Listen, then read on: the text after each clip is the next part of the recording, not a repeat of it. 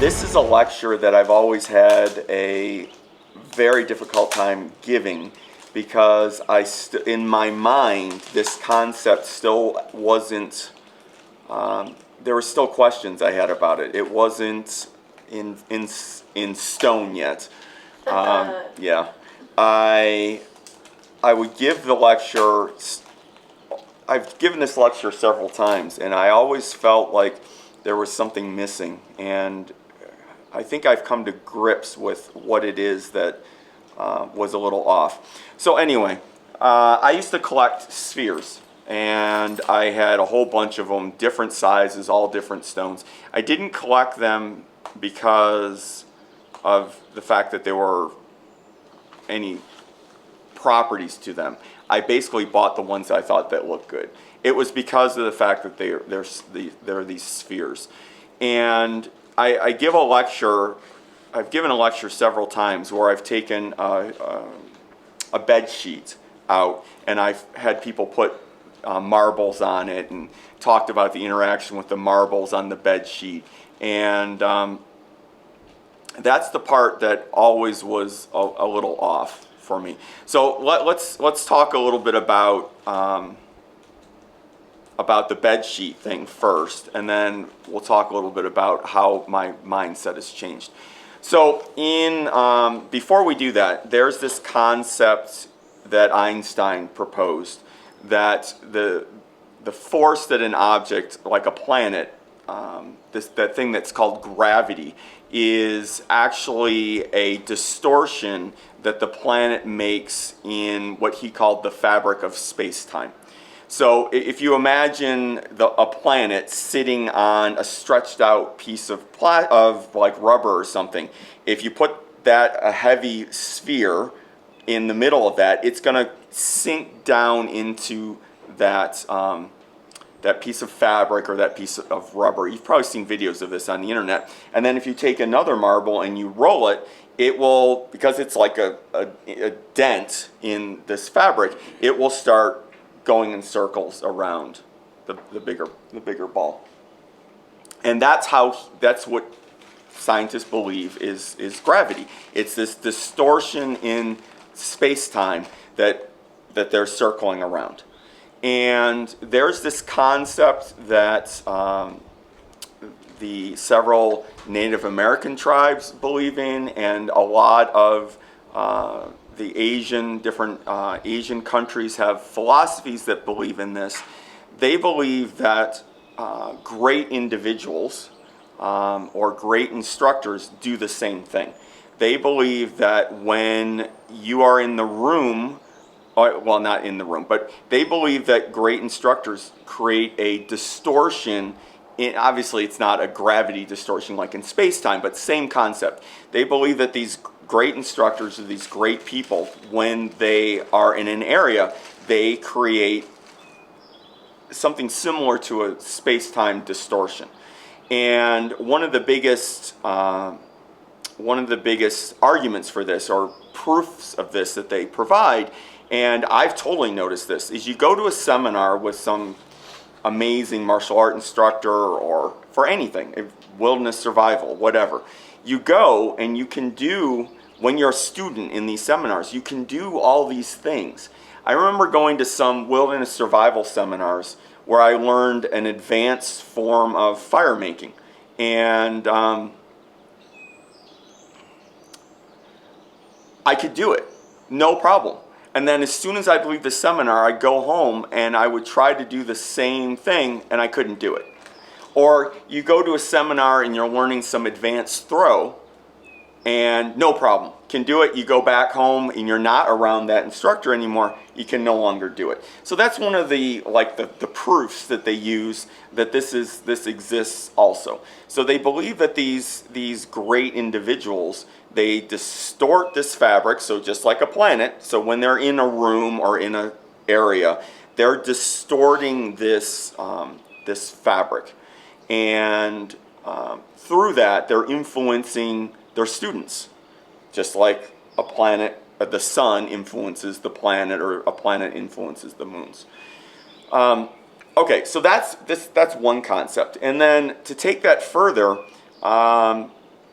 as I said, a lot of the Native American tribes believe this also. So in the wilderness survival studies that I did through the Lipton Apaches, they have this thing they call the spirit that moves through all things. And this part is the part that I've always had. It didn't fit right. It was like trying to cram, when they have the kids have the little blocks with the different shapes, and you try to put the shapes into the thing. So you have a triangle, you put it in a triangle. But some of the shapes you can actually fit in the wrong holes. It's hard, right? That's what it seemed like to me. It's an amazing concept. They have this concept that everything is connected by this spirit. And that's great. And from a survival point of view, that has been very helpful to me.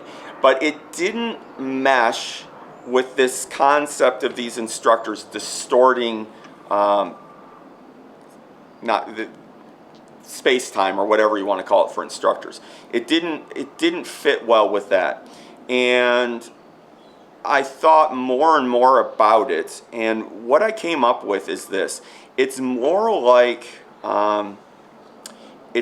to me, it's more like we are the instructors, and the students and everything is connected by this fabric, like space-time, but it's more like, instead of a fabric that is a surface, it's more like a fabric, like a net. So with individual strands and spaces in between, as opposed to it being a piece of fabric that is completely non-pass-throughable. And the reason for that is you still have this concept. So if you put this on a net, then it is still, if you roll a marble on that net, it's still going to be affected by it. So the instructor is still affecting people. Here's the slight caveat, though. The size of the net, the holes in the net, if you have a marble that is substantially smaller than this, they're not going to be affected by this person, because they're just going to fall right through the net. I mean, most people or marbles aren't going to do that, but there is some pass through. And the interesting thing is it's almost like a spider web as opposed to a net, in that if there's a disturbance over here, you know how spiders, when a fly lands in their web, they feel one of the strands vibrating and they know where that is. So this is very similar to that. I believe it was you. So Master Schaefer, there's this concept that we've talked about in the past where if you focus on someone and all of a sudden that person calls you. That was you that we had this conversation, right? It's interesting. One of my instructors did this thing that was taught us this thing that was really cool. He said, if you ever want someone to call you, but you don't want to call them, here's a way to do it. Because maybe you want to ask for a favor, but you haven't talked to the person in a long time. And if you called them up, then they're going to be like, oh, the only reason you're calling is for a favor. So how convenient would it be to have that person call you, and you can say, oh, now that you've called me, would you be willing to do this at some point, or whatever.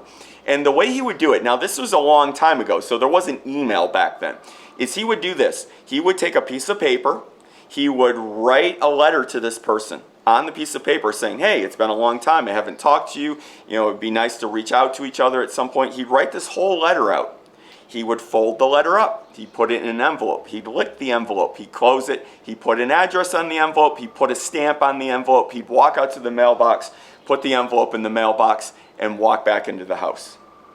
And then a few hours later, he'd go get the envelope and then not send it. And then inevitably, that person would then reach out, either write him a letter or call him. And what that's doing is, someone that is a great instructor like this, that has a big influence on this web, is it's just like a little fly landing in a spider web. It's sending this little pulse out, and that person is feeling that, and it's like, I haven't talked to that person in a while. I should call them. And it's amazing how well this works, because I use it all the time. And does it work every time? No, but it works a lot. And it's possible to reach out to people that way and get them to call you. There are some people it doesn't work on at all, and I don't know why. Maybe their distortion is too small and it falls through that web. I know this is very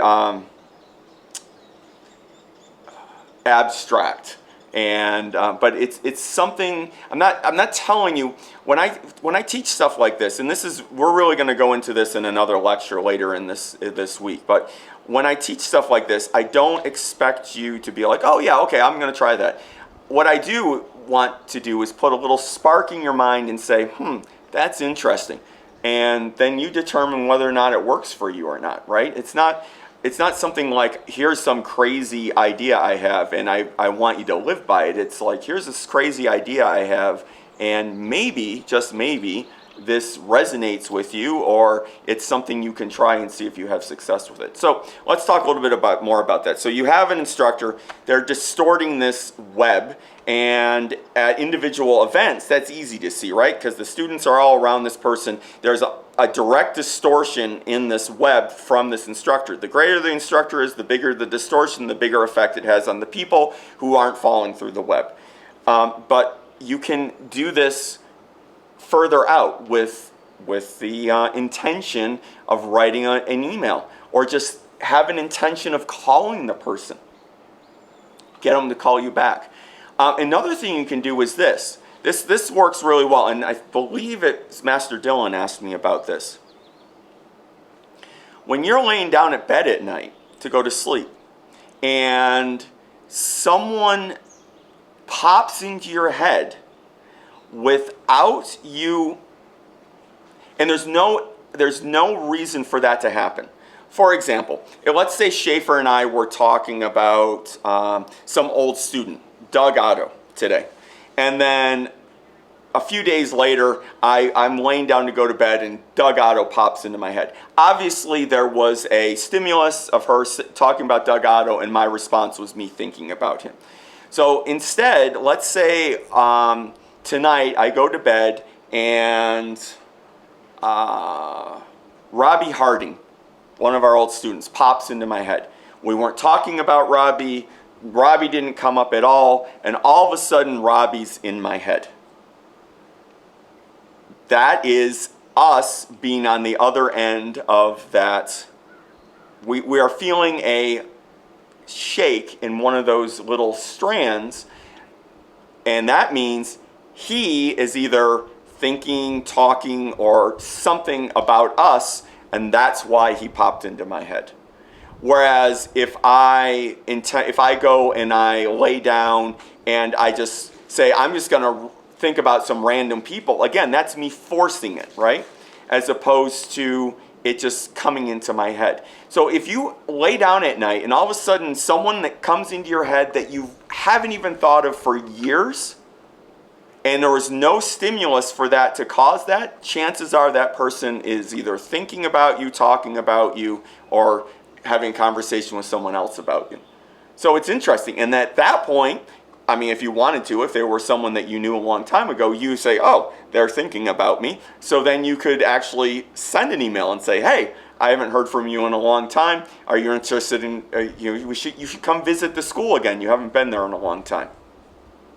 And then the person's like, oh my God, I was just thinking about him and they called. So instead of me just responding to him and doing it, now I know that they were thinking about it, and it's a way for me to respond.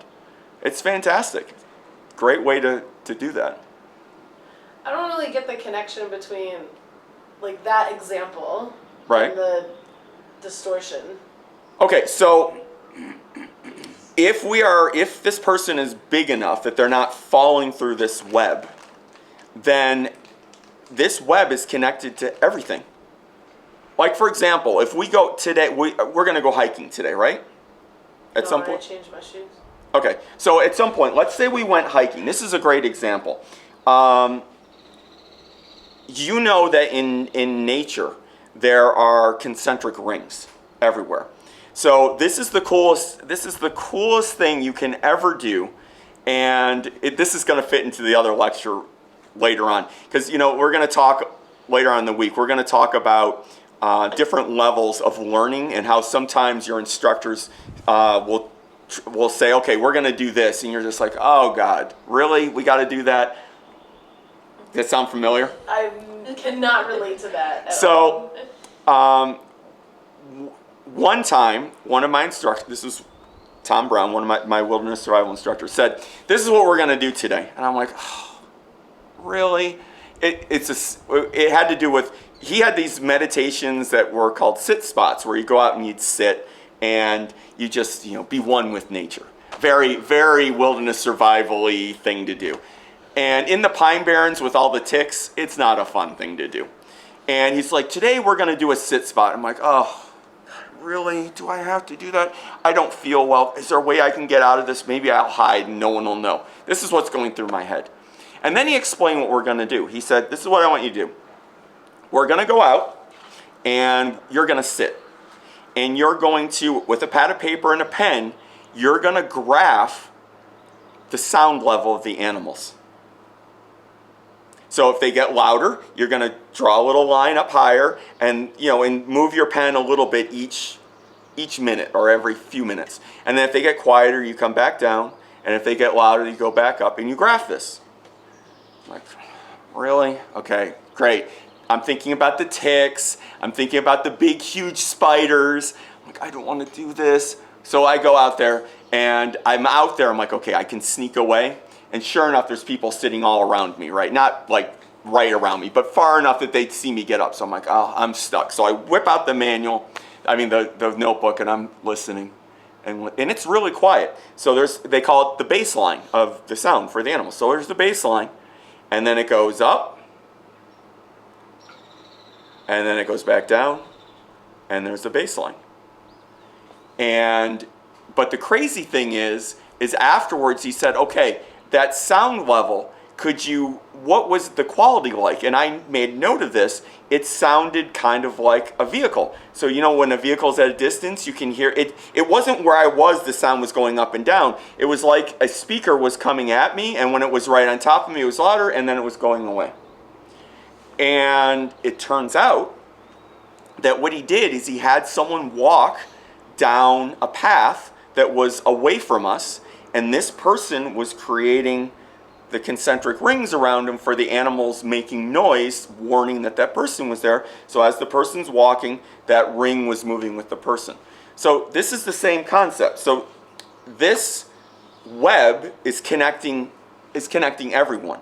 So the person that we're thinking about, we're sending distortions in this thing to that person, which they're feeling through this. And the bigger this person is, the greater this person is in the distortion they have, the bigger effect they have on these spider webs. And the easier it is for them to influence the person that's connected to it. But the person has to be large enough as an individual, as an instructor or a martial artist, to actually be sitting on that, right? So that obviously is important, because for example, if someone's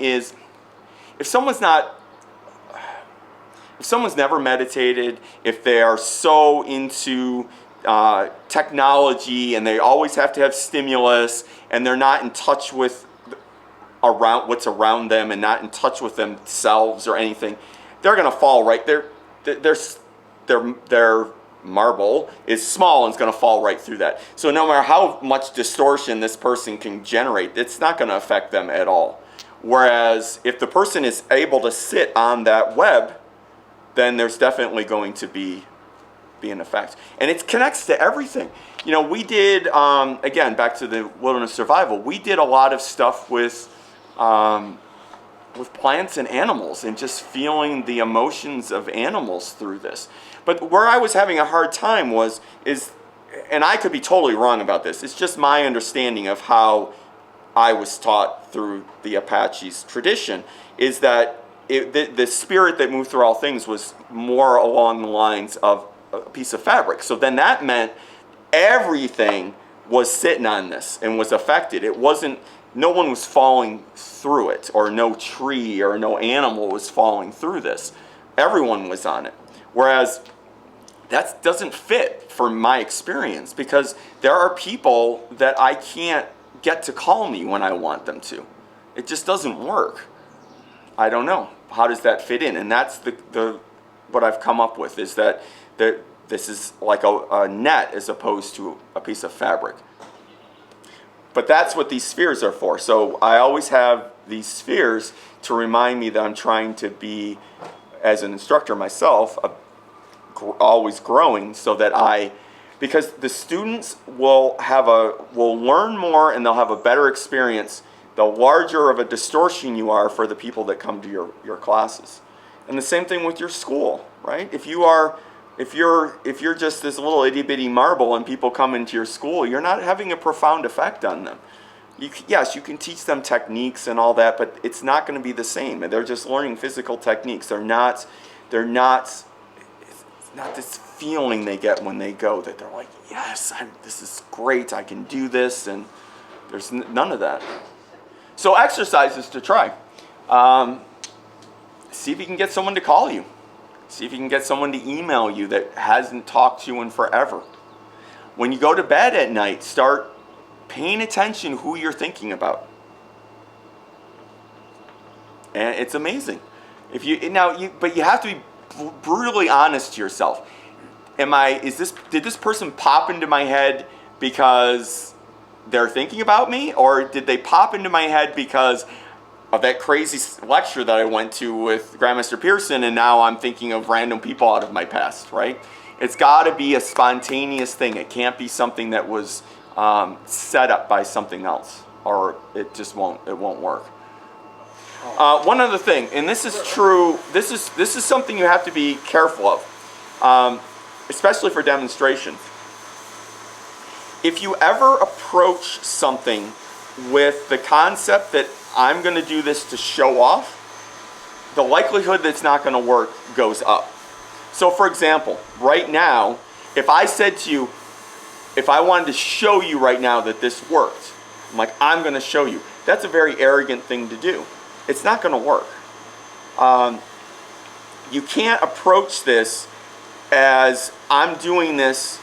Now, if I could truly approach it as a learning thing, then it would work. I'm telling you right now, if I did this right now, it would be more of an ego thing for me to say, look, I did this, right? It's not going to work.